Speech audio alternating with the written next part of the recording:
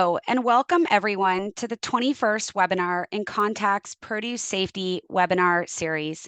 This third season continues to tackle fresh produce safety topics through a dynamic webinar series that brings together industry, academia, and regulatory minds to solve some of the produce industry's most timely challenges. This series is part of a larger industry outreach and risk mitigation project called Contact, or Scientific Challenges and Cost-Effective Management of Risks associated with implementation of produce safety regulations. This project is supported by the Specialty Crops Research Initiative from the USDA National Institute of Food and Agriculture. Any opinions, findings, conclusions, or recommendations expressed in the presentations today are those of the speakers and do not necessarily reflect the view of the U.S. Department of Agriculture. Who is Contact, you might ask? Over 10 different universities and government institutions make up the Contact team, which is comprised of over 50 faculty, staff, students, and volunteers, not to mention the support of our PACT, our Produce Advisory Committee.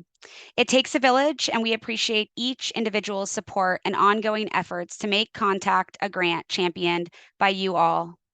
This year, we will begin each webinar with an update about one of Contact's 7 research or outreach objectives. This month, we're talking about Objective 7, Education and Outreach. This objective focused on developing surveys of the fresh produce industry to better understand their food safety priorities and practices around pre-harvest agricultural water, biological soil amendments of animal origin, post-harvest water, and environmental monitoring program use. Here is data from our new agricultural water survey. When asked, what will you do in response to the proposed requirements under Subpart E of the FSMA Produce Safety Rule, most growers indicated that they were already in compliance with the proposed regulation, about 34%. However, they also mentioned that they would conduct an agricultural water assessment, about 29%. Others mentioned collecting more water samples and implementing other actions, such as educating growers or leaving the business or selling the farm, treating their water or collecting less water samples. Needless to say, the team is actively diving into these results, and we look forward to sharing them with you. Be sure to check out the Contact website and YouTube page for more produce safety resources, including our objectives, our key takeaway documents, our webinar recordings, and so much more. You can even catch up and watch all the webinar recordings from past seasons. You can also subscribe to our page to get instant notifications of our content. A quick reminder for today, if you would like to submit a question for our speakers during or before the Q&A session, please submit your questions through the Q&A box and not the chat box. Now, let's welcome our speakers. We have Monica Noble and Meredith Melendez. Monica Noble is the Director of Quality and Safety for 80 Acres Farms. Monica has worked in the produce industry for over a decade with focus on quality, food safety, and regulatory compliance. Monica currently serves as a board member of the CEA Alliance and chair of the Food Safety Working Group. She is also part of the Center for Produce Safety Technical Committee and International Fresh Produce Association Food Safety Council. Monica has a chemical engineering degree with a focus on the food industry and an MS in food safety regulations. We're so glad that she can join us today. Meredith Melendez is an associate professor and county agent 2 and provides educational outreach to fresh produce growers on the topics of on-farm food safety and alternative agriculture through Rutgers Cooperative Extension of Mercer County. Additionally, Meredith provides assistance to beginning farmers. Recent research projects include evaluating soil copper levels due to copper fungicide applications, packing house surface sanitation assessments, and post-rain event risk for E. coli splash on spinach. Monica, the floor is yours. Thank you, Laura. So thanks everyone for being here. I'm Monica Noble. I'm the Director of Quality and Safety for 80 Acres Farms. I joined 80 Acres in 2020. So I've been in the space for a little while. In this almost 4 years, I have seen the industry evolve and change, not only on the technology that we use to grow, which continues to evolve, but in our awareness and understanding of the food safety risks associated with the way that we grow. There's still so much work to do. but we have taken some important steps towards the goal of safer produce, which is what we'll review on the next slides. A lot of what will be covered today comes from the work that the CEA Alliance is doing. The CEA Alliance is a trade association that represents and serves vertical farms and greenhouse producers growing fruits and vegetables in a highly controlled indoor production environment. If you haven't, please visit caalliance.com for more information. Before we move into the work that the food safety group is doing or what we've done as industry, I wanted to go through some basic concepts of CEA for those of you that are new to this. The first thing to know about CEA is that there is not a single way or single path or single technology that we're all using for growing and to deliver a finished product.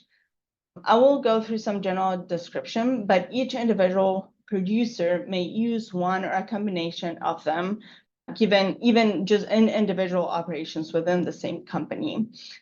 Generally speaking, controlled environment agriculture has the ability to grow in indoor conditions.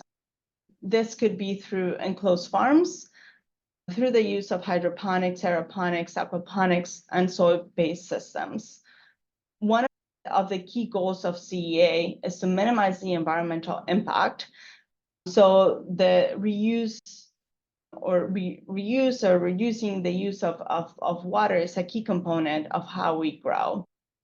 We also aim to use less land and to use resources as efficiently as possible to grow produce year-round. So some of the key elements or the key groups of control environment are greenhouses and vertical farms. I put this into groups, although not all the producers are 100% greenhouses or 100% vertical farms. There's a combination of the two groups. But in general, these are the two big chunks in the industry. Most operations work year-round, as discussed. Oh, I missed.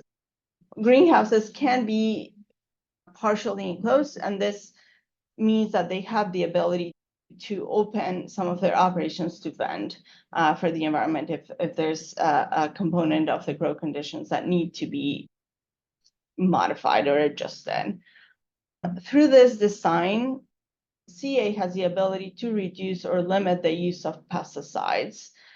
And through having the ability to enclose some of our grow areas, we also limit the exposure to wildlife, pest access, and potential food safety concerns associated with nearby operations. Just as a reference, here are some pictures of our farms here at 80 acres. We mostly employ vertical farming principles, as you can see on the top right picture, where we have produce growing on several layers, one on top of each other. However, if you look at the bottom right picture where we have the tomato farm, this is a smaller farm. It's one of our older farms in the company. And this one grows on a single layer, but still on an enclosed operation. I just wanted to show you some range of what can happen even within the same company. As mentioned previously, CA employs the use of grow media or soil-based media to grow produce. The intent of the media is not to deliver nutrients, which are delivered through irrigation water, but rather to just provide a base for the plant to grow. Some of the most common medias used in the industry are made of peat, cocoa coir, hydrogels, grow mats, or root ball. We're able to control most grow conditions within the grow zones, from light to CO2 to humidity, nutrients delivered to the plants, the air temperature, the airflow, the water temperature, and how we manage the irrigation water. One other thing that is important to highlight is that most operations will have everything from seed to finished product in the same location. And obviously, there's some food safety factors to consider when you have just everything from seed to ready to eat on the same general location. The last thing that I want to highlight on the general definitions is irrigation water. This is a big area of just relevance in the industry, not only because it's critical for the plants to thrive, but because water is a risk that we are very mindful of.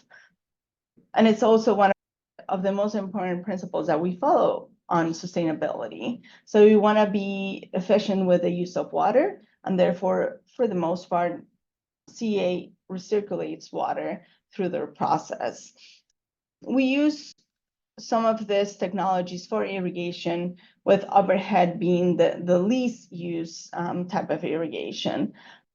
I put some graphics from the CA Alliance guidance document that I will talk a little bit more on the following slides, but I wanted to put this here just to create some visuals on this irrigation method. So first, on the top 1A, we have deep water culture irrigation. So this one involves a tank with nutrient water that has an aerator and a diffuser to keep the oxygen in the water. On B and C, which are some other common irrigation methods, we have ebb and flow and NFT. So they both employ some mix of getting water to where the plants are and using gravity to get water back down to a tank. With that process, some producers may treat the water through the process, add nutrients, adjust pH, whatever the case may be, before it goes back into the plant. NFT is a continuous flow of water, where ebb and flow is just you fill the tank and then drains, and it's timed. There's also aeroponics, which is more of a sprinkle of water onto the roots, and it's just like the least amount of water used for this purpose, or the least amount of contact of the water with the plant. There's also drip irrigation on some of the crops. Some tomatoes is one of those that use drip irrigation. The general process and how we're thinking about food safety risks associated with our growing methods.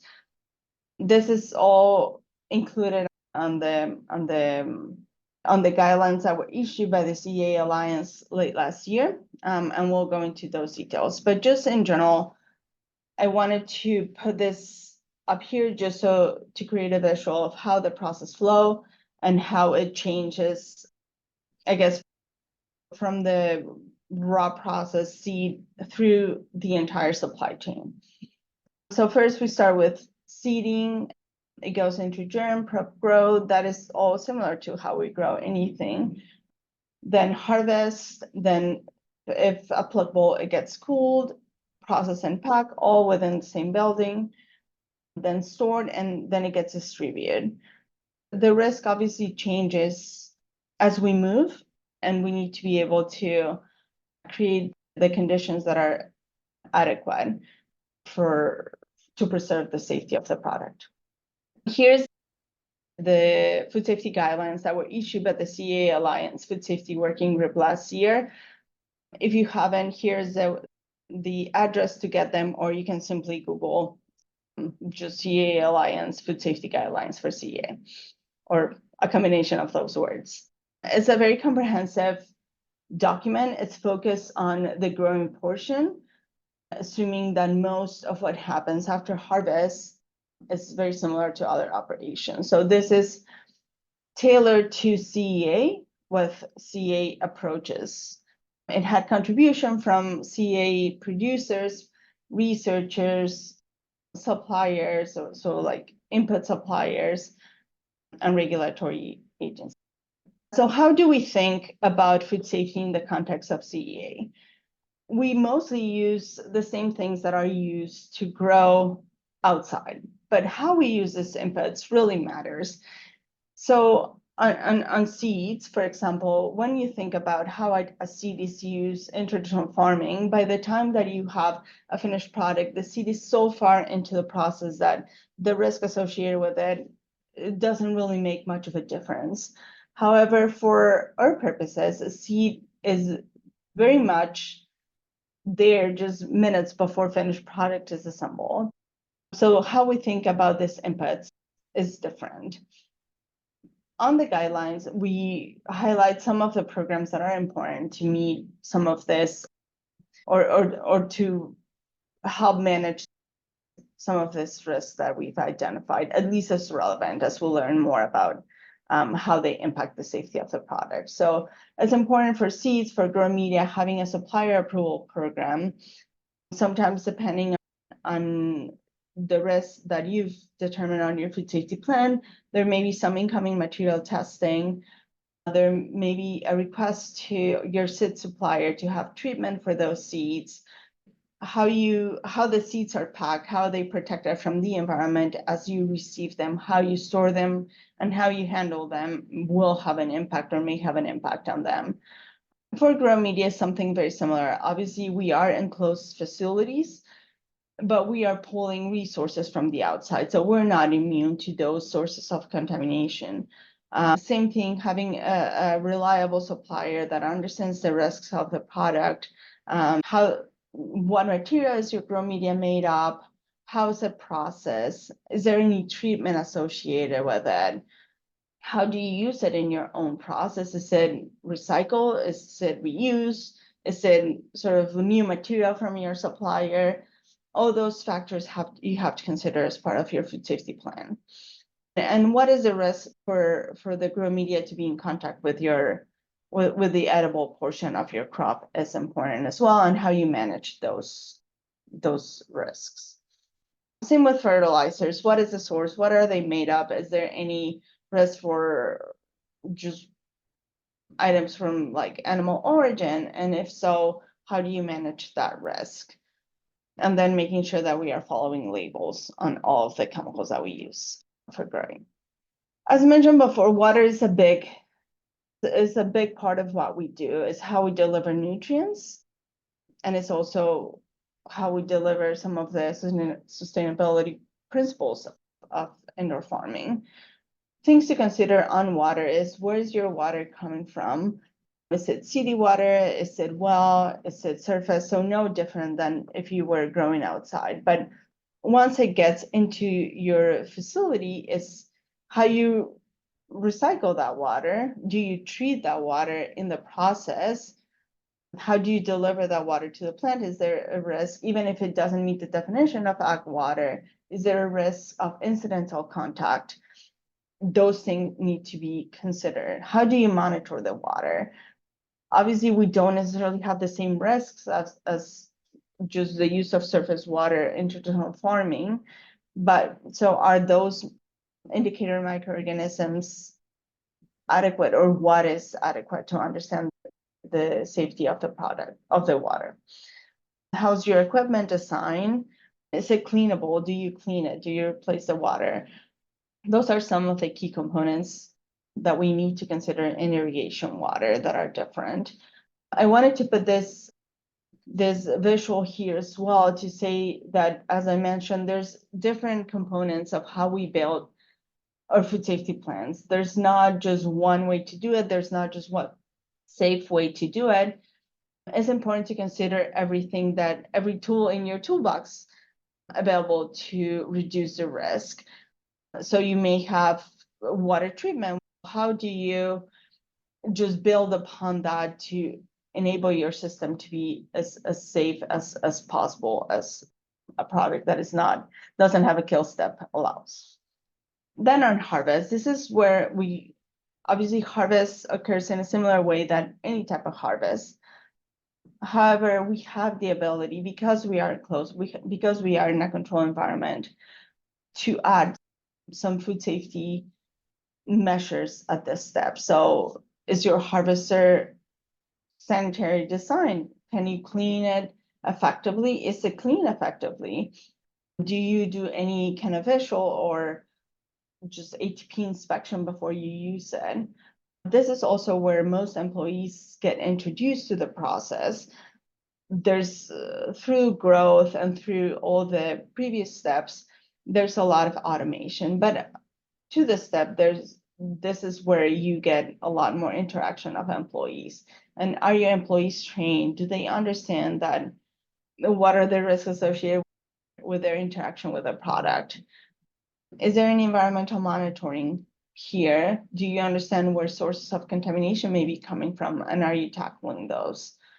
Is there any other sources of unintentional cross-contamination at this step?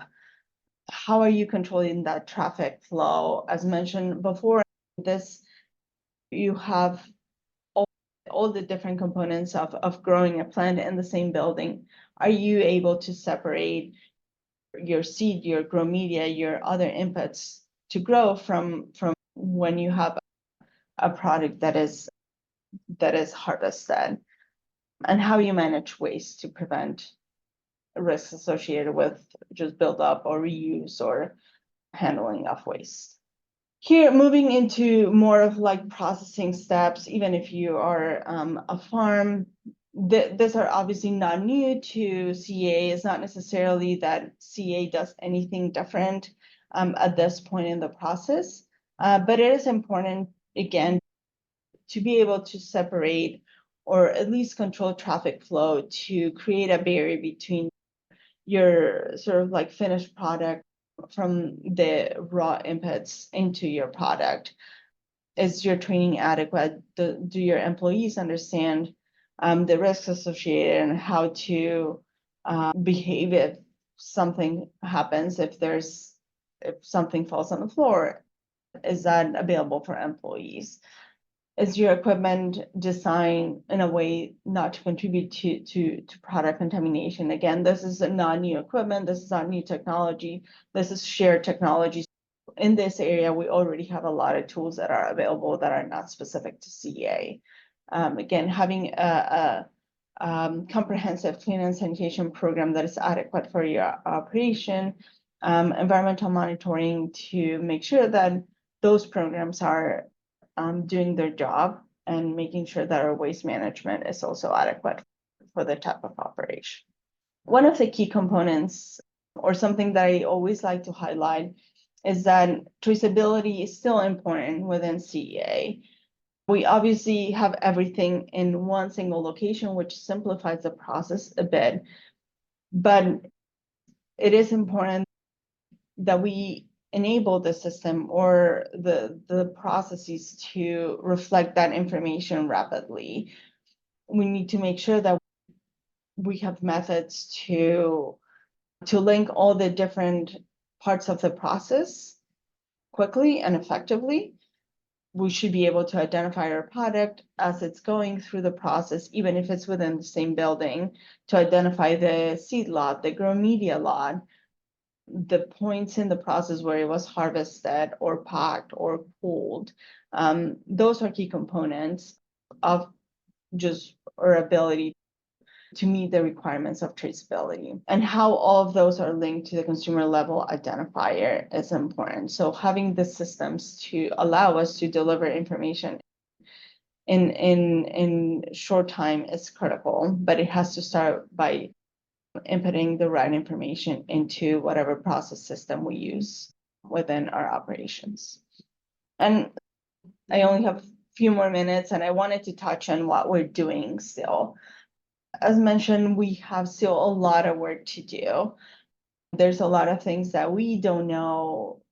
We go by what's there available, but there's a lot of interest in really understanding what are the risks associated with a hazard that exists. Part of the food safety working group, we met with FDA in January, and it was a very casual conversation of, this is the diversity of our operations that we have in CEA. This is how we think about risk. This is how we think about the management of those risks, to start allowing for some of these conversations to happen and help us get to the best place that we can get in this area. We are working on research priorities, recognizing that there's a lot of things that we don't know. Water is our top priority. This is obviously not a finalized list. We are still working on how this is going to look like to bring to different groups that will help us answer some of these questions. So again, water is a critical component. If there's a type of irrigation, a type of just water use that is less risky, and what are the areas that we need to focus to ensure that the safety of the water is maintained through the process. We're also very interested on understanding the risk associated with grow inputs. We know that there is a hazard associated, but how is that, or what is the relevance of that hazard within our operations and its potential to cross-contaminate or contaminate our product? How do human pathogens move through the process? And then obviously we have undergrow areas, there is a lot of humidity, which is what the plants need. And in some instances that humidity can lead to condensation. And is that a risk? How do we think about that risk? And where do we draw the line there? So these are some of the areas that we're thinking about. And there's definitely more to come here. So that is all I have. Looking forward to answering your questions on the question section. And please feel free to reach out if we didn't answer anything here. Thank you. Now, Meredith. Yeah, all right. It's good to see everybody. Thanks for tuning in today. I'm Meredith Melendez, and as Laura said earlier, I'm with Rutgers Cooperative Extension, and I am part of the Rutgers on-farm food safety team, which provides outreach to all types of operations across the state. And we have a growing hydroponic in particular industry here in New Jersey, although we see lots of different types of CEA production in the state. And as part of my outreach with the on-farm food safety team, I get called in pretty frequently to do site visits and walkthroughs to prepare these operations. In the beginning, it was really focused on third-party audits, so buyer requirements. And then with FSMA coming into play, more and more operations are paying attention to produce safety that might be smaller in scale, not necessarily selling into markets where a third-party audit is required. But I was thinking about this, my start with hydroponics in particular was over 25 years ago when I interned at the Rutgers Eco Complex, which was a hydroponic facility growing tomatoes. And I probably didn't think once about produce safety back then, but it certainly informed, right, what I'm doing now, and having that experience is helpful. So I approached the slides that I'm going to present today as my experience in doing walkthroughs on lots of different types of operations. It is mostly hydroponic operations that I've been working with. And this type of work is really interesting because, as Monica talked about, there's a lot of research that still needs to be done. We know we have some good research that's in progress, but it puts the challenge on us as someone who's talking about best practices and giving guidance to growers who are making financial decisions and decisions that are going to impact them when they have their audits and their inspections. And so I do try to keep up to date with what's going on. I know a lot of the other extension technical assistance providers really rely on this information too. So for those of you that are in the audience that are doing that work, thank you, but make sure you're communicating it out to us because we really need it. All right. And I was thinking about what I would want to focus on in the 30 minutes today. But really what stood out to me are some hurdles. And there are some commonalities that I see across the industry, at least here in New Jersey. And so one of the issues is the fact that a lot of the industry, certainly not all of it, but a lot of it is their startup operations. So it's people who have a vision, have a dream, but they don't necessarily have production experience, education, or historical knowledge. So learning as they go. Often, right, when we talk about traditional agriculture, we think of that historical connection, multi-generational families.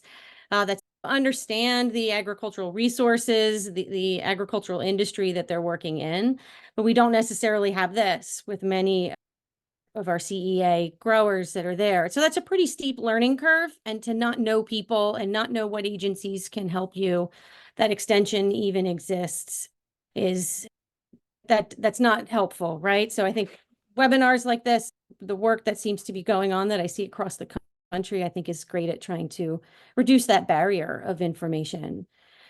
I do find that sometimes getting all of the information out of a grower about their production system while I'm there can sometimes be difficult, right? Because of the fact that there's so much innovation that's taking place. There's a lot of proprietary information. They don't necessarily have trust in me or others that are there to provide assistance to them. That can get in the way with truly understanding what's going on when we visit the operation, and then get in the way of us being able to provide good information for them.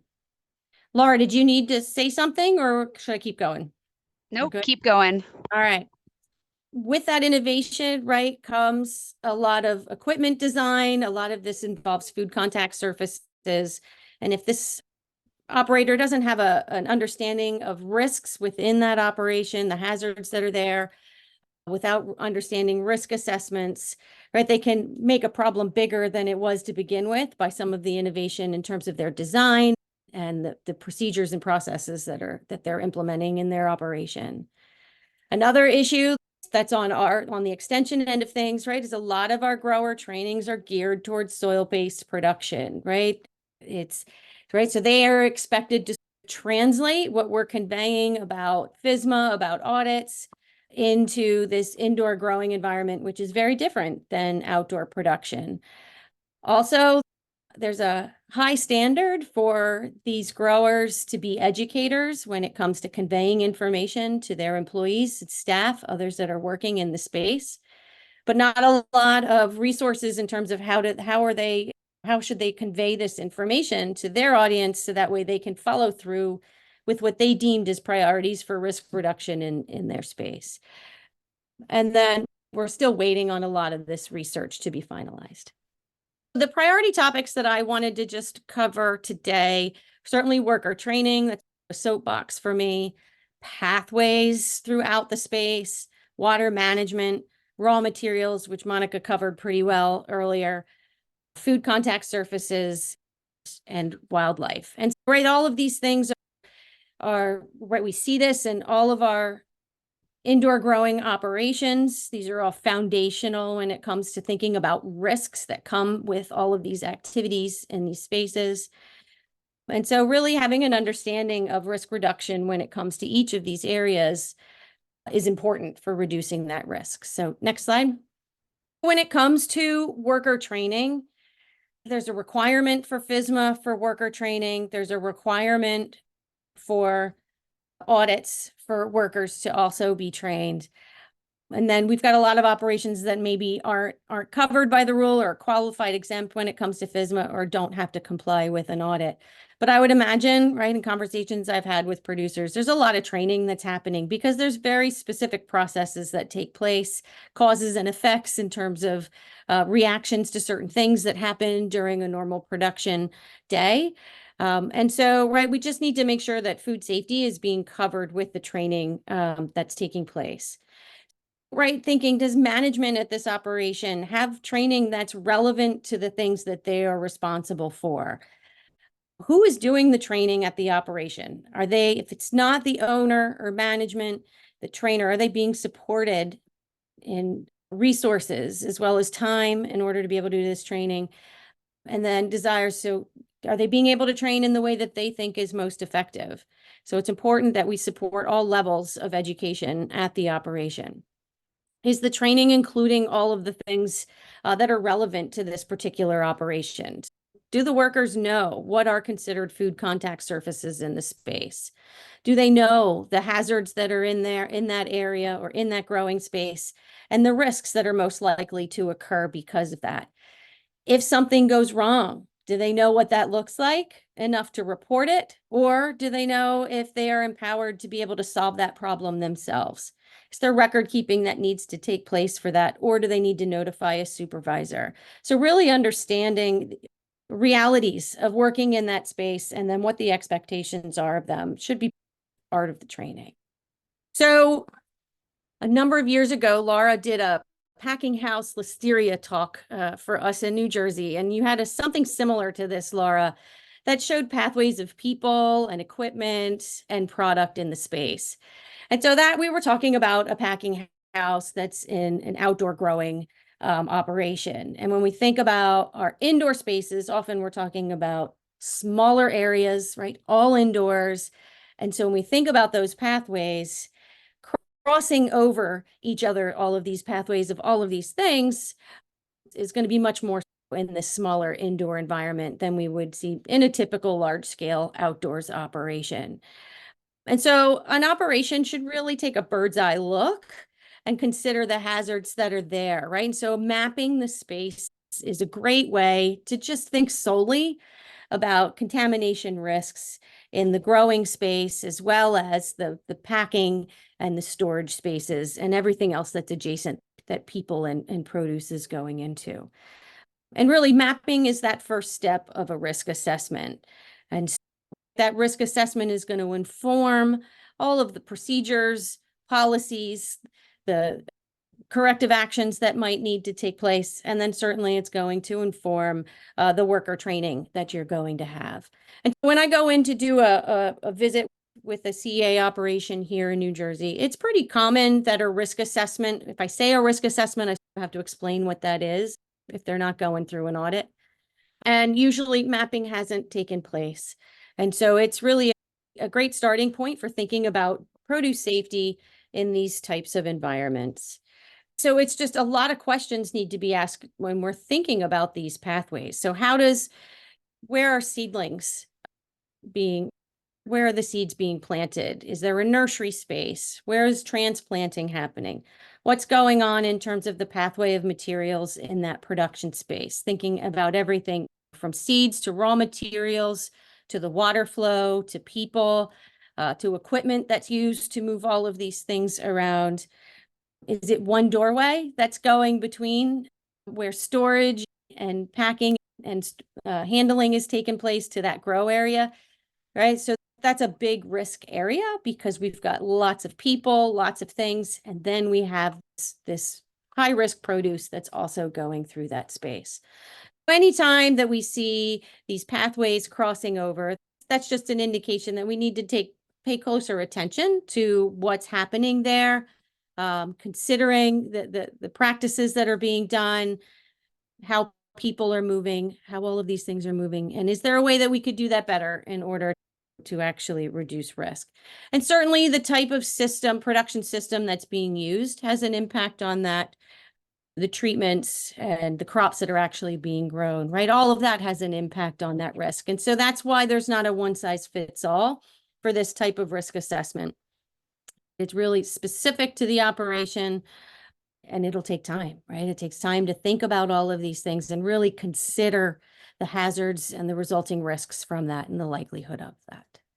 All right. Another area that I see some issues with is water management, particularly on the floors, right? And when we think about most of these CEA operations, water is used in multiple ways, and it's usually being transported across the space. And as we move the crop, as equipment has issues, then we find that floors can become wet over time.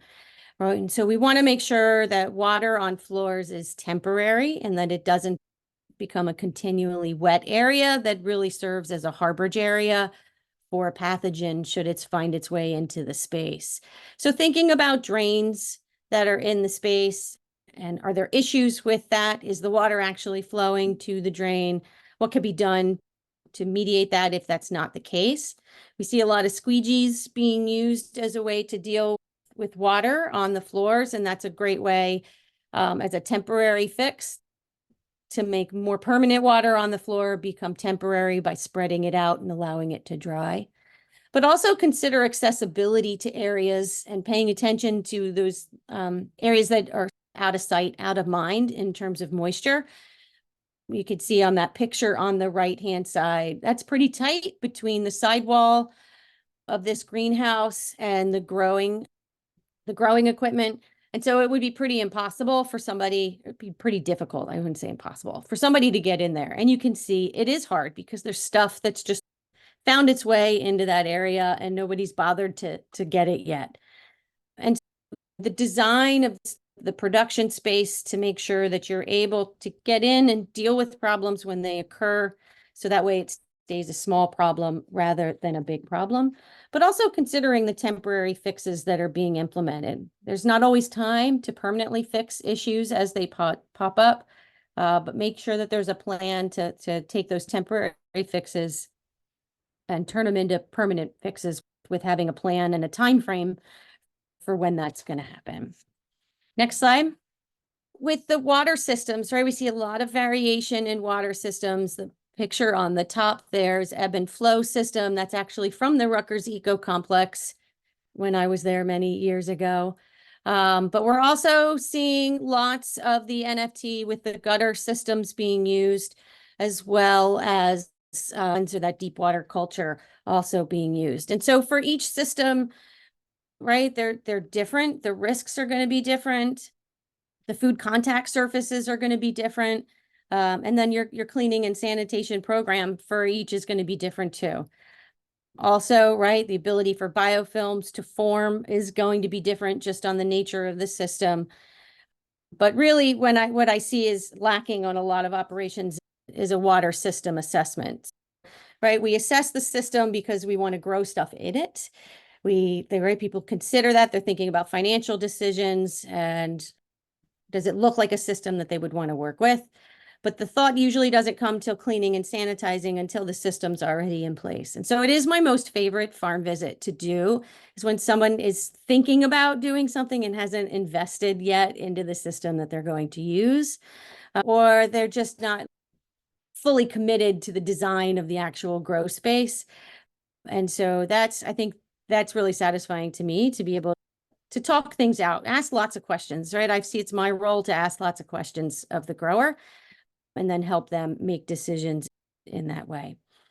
In these water systems, we definitely want to know what the quality of the water is at the start. Where is the water coming from, right? Certainly, as we talk about in our normal produce safety talks, right? Municipal water is going to be the lowest risk water. We see a lot of municipal water being used, particularly in our urban CEA locations.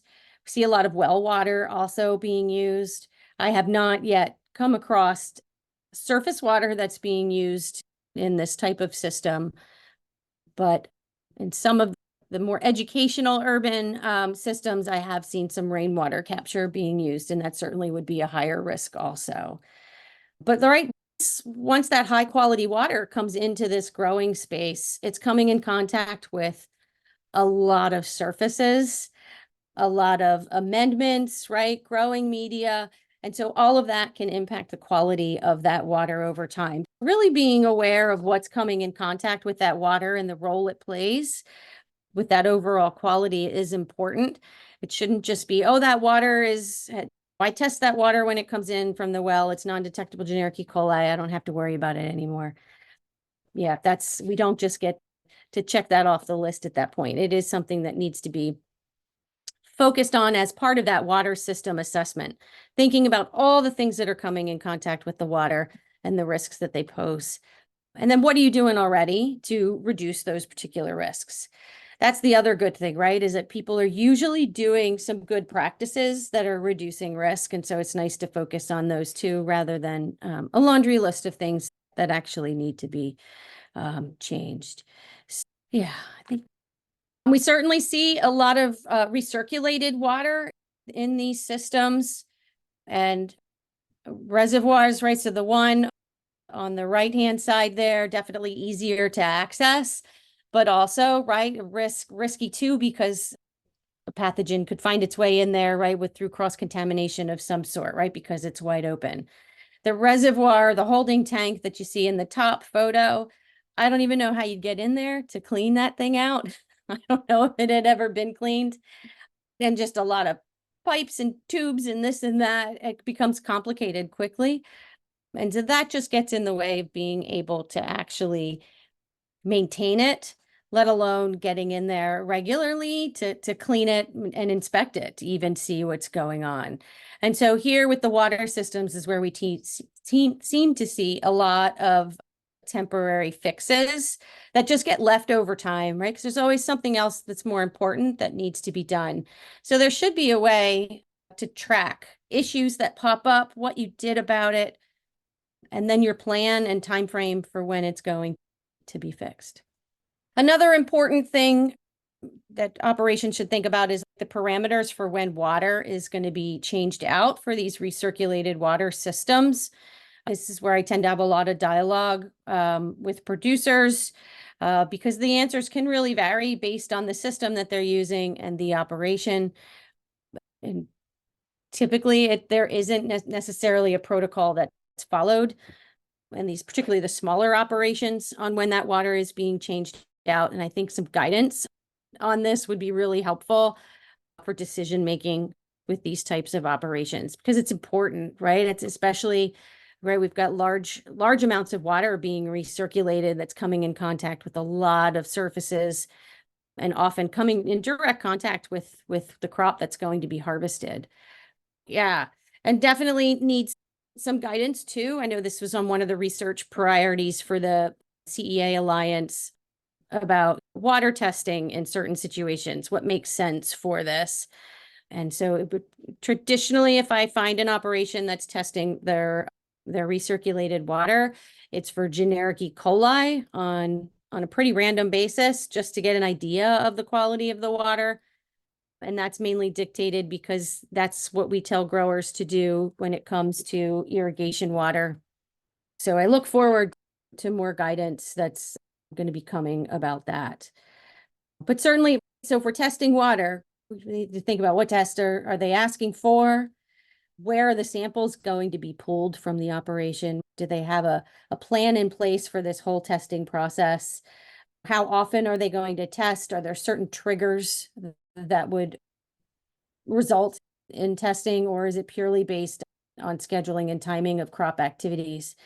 And then having a plan too. What is this operation going to do if they come back with a result that they don't like, right? Is it just an immediate draining of that water, or are they going to try to treat that water and then do some follow-up testing? So again, here's an area where it would be nice to have some guidance about what to do in these situations. And then certainly, right, thinking about that water system assessment, right? Where are the areas that human pathogens could find their way into the system? And really taking a close look at all aspects of the system design, especially with this recirculated water, and try to see if we could figure out where some riskier areas are. Not too often that I see this recirculated water being treated. Oftentimes it'll get treated as it's coming into the facility, but once it's in that production system, I haven't encountered too many operations that are doing treatments for that. And I think, right, we could use some guidance on that. And then we're also talking about financial inputs to be able to do that. So yeah, with time, hopefully we get some more information about that. Also, so thinking about that water change schedule, is it based on turbidity? We talk about that a lot with post-harvest water. And so would that be an indicator for them with this, or is it just a timing-based thing based on the schedule? And emptying out a whole system, if you're in continual production, not an easy task to do and can be really disruptive. So these conversations are pretty interesting to have with growers. Next slide. We also want to consider periods of time where that production water comes in contact with the produce that's going to be harvested or has already been harvested. And right when we've got the pond systems where product is growing in rafts, it can be, if you've got a lot of product in that space, it can be really difficult to pull out one of those rafts to harvest and not get water from the roots of that crop onto other plants that are still sitting in the water. And so really having a process for how these rafts are removed from the ponds is important, right? And again, that would be an important part of your worker training to make sure that everybody understands not just how to do it, but why that's important, right? You can get a lot of buy-in from workers if they understand how this improves the quality and safety of the crop that they're actually harvesting. But we certainly see situations where the crop gets water on it during irrigation events, depending on the system.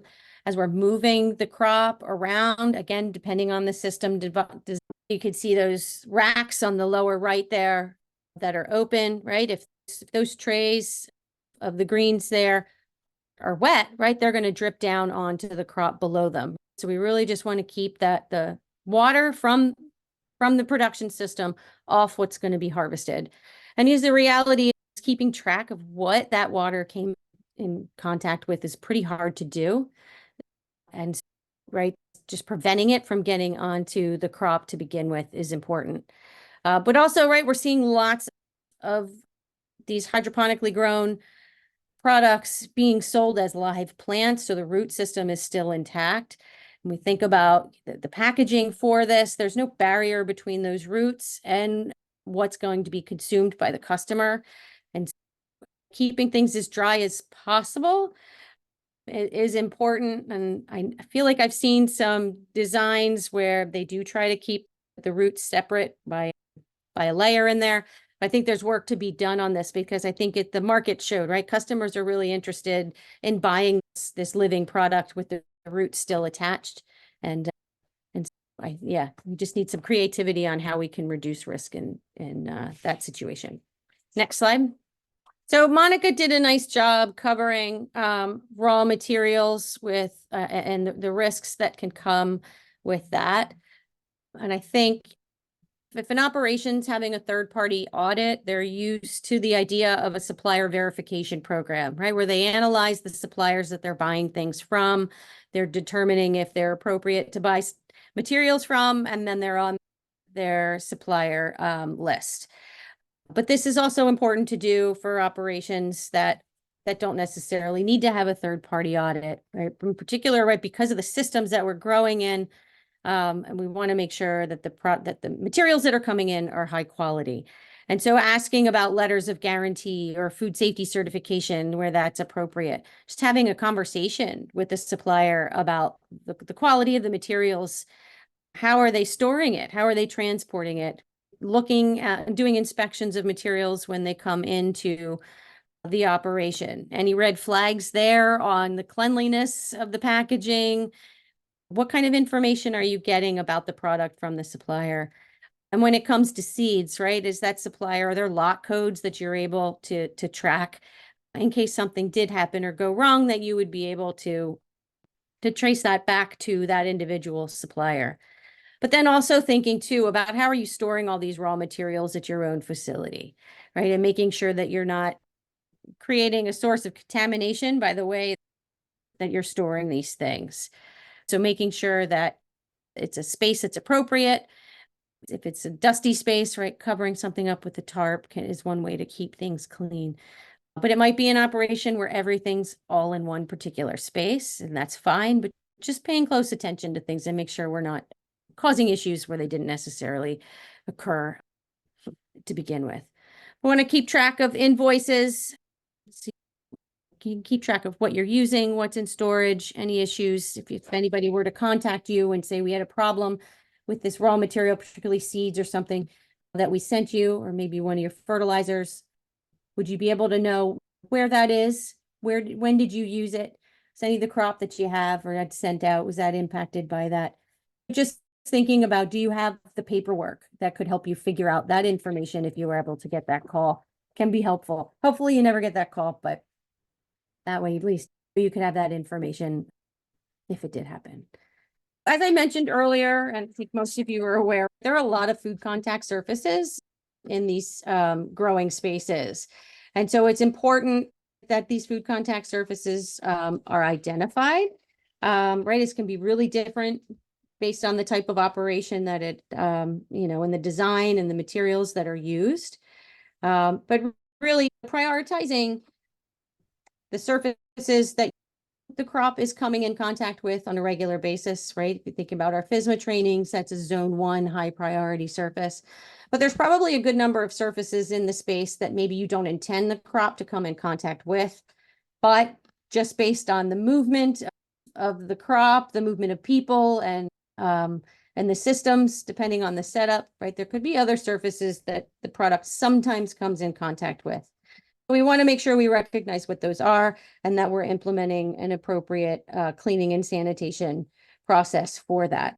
When we think about these surfaces, it's everything from the grow system, whether that's gutters, pond walls, tubing, your harvest tools, any grow trays that are used, or mats, carts, tables, bulk bins, right? Packing materials. It's a lot of different surfaces and usually a pretty small area that should be focused on. Once these food contact surfaces have been identified, right, we need to make sure that they are appropriate to be a food contact surface. Make sure that we're treating it as that zone 1 high priority area, that we have suitable cleaning and sanitizer procedures, right? We're following that cleaning before sanitizing. Our sanitizer is labeled for a food contact surface and that it's being used according to the product directions.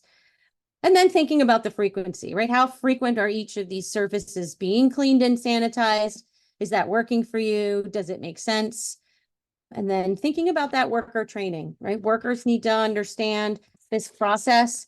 I always tell operations they should have more than one person trained on this. People go on vacation, people quit.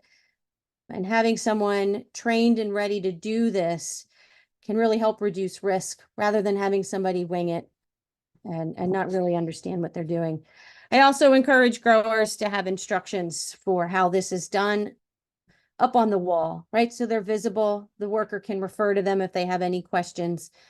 I think they're much more likely to look at a set of instructions that are easy for them to find rather than ask a supervisor on what to do. Another issue that I've noticed is that, especially with the smaller operations, is that their system setup requires them to take apart the system in order to clean and sanitize it, or even switch out from one crop to the next.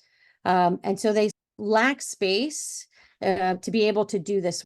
And so this picture here is from an operation that's small, and they didn't have enough space indoors to be able to clean and sanitize. And so what they end up with is a pile of their gutters just sitting outside, waiting for them to get around to actually cleaning and sanitizing it. And so it's difficult, right? If it's been sitting there for a while, basically we've got greens baked on the surface. And so that task of cleaning and sanitizing just got a lot harder for that person to actually do. We like to see, you know, adequate space, a dedicated area to be able to store these materials, to be able to clean and sanitize them appropriately, allow them to dry according to, you know, the sanitizer instructions, making sure that space is well stocked with the detergents, the sanitizers, and all of the tools that are needed. And real consideration should be made is the type of tools that are being used to clean and sanitize. A lot of these areas are difficult to get access to. And this is where we see some innovation also. This operation had a really long painter's pole that they then had a scrub brush attached to, a big bottle brush that they were using to get down into these tubes. Now that operation was not doing any swabbing to validate how their cleaning and sanitizing was actually doing, but it was nice to see that they had developed a tool that they thought was making it easier for them to actually do that. And then when it comes to this cleaning and sanitizing, again, we're adding water to the space. So really thinking about that water and its impact on the floor, and is that being managed appropriately? And so, yeah, I think this is my last hot topic, is wildlife. And so we'll often hear when we're doing trainings of people that are growing indoors that just feel that we've reduced basically all of our risk by growing indoors. And so the most common issues that we see with wildlife and indoor growing is rodents and then birds. And so if you're not monitoring for these things, then you may never see them, but that doesn't mean they're not there. You can only more confidently say that you don't have a rodent issue in your growing space if you've got these stations and you're consistently not finding rodents in them. Because it can be difficult to find rodent fecal material in these grow spaces, and particularly, right, we've got some darker colored growing media that's used that's really difficult. You wouldn't be able to find it in there either. You have to monitor for rodents, and certainly manage birds can get in if doors get left open. We see this happen a lot when cleaning of the space happens or really hot days. And so just keeping on top of these things so you don't end up with the amount of bird poop that you see in that lower right picture. And I don't know if you could see it, but that green arrow is pointing to a bird's nest on top of where that fan is, that the truss there for the fan. And so it's something that you have to be vigilant about, right? Constantly looking for it, have a rodent control program in place to really understand whether you have an issue or not. Some resources. I really love the fact sheets that NECAFS is putting out that are specific to hydroponic and aquaponic operations. I think it's a series of 4. If they're not all released now, they will be coming out soon. The Produce Safety Alliance has updated their sanitizer database. It's now a website, and it's easier to use. You can find that on the Produce Safety Alliance webpage. And then Ohio State has a nice document about gaps for hydroponic production. And then certainly the CEA Alliance's guidance document. There's a lot of good information. I love all of the explanations that are in that document. So someone can really read that document without having a full understanding of CEA and come away having a much better understanding of what we mean when we use certain terms. There's certainly, I don't know that it's a document I would give a beginning farmer that's getting into CEA. There's certainly some things in there that I would point them to, but it is advanced, right? With all the topics are covered there that a robust operation would need to cover, which is wonderful. But some of it might be a little bit intimidating for a beginning operation. And so that's where technical assistance is really important with these small operations that are just getting started. All right, keep it common sense, make sure they're doing the best they can and they're asking questions when they have them. And lastly, I just wanted to point out the NECAFS Clearinghouse. This is the place that I go to when I'm looking for information. You could see I did this last summer, I think. There were 12 resources on there for if I searched hydroponic. I suspect if I went in there now, there'd be a bunch more. And I think most people, when they're doing research, creating resources that are relevant to produce safety, this is where they're finding their place. So if you haven't been on the Clearinghouse yet, I encourage you to do so. If it's been a while, I encourage you to do so also. So yeah, so that basically covers my risk. Thank you to our speakers, and thank you all for joining us, and have a wonderful rest of your evening wherever you are.